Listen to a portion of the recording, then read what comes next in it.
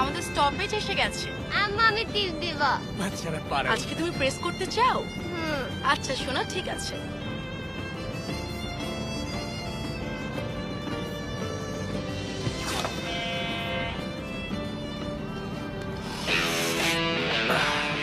Hello, আমি Kim, lawyer. কি অবস্থা?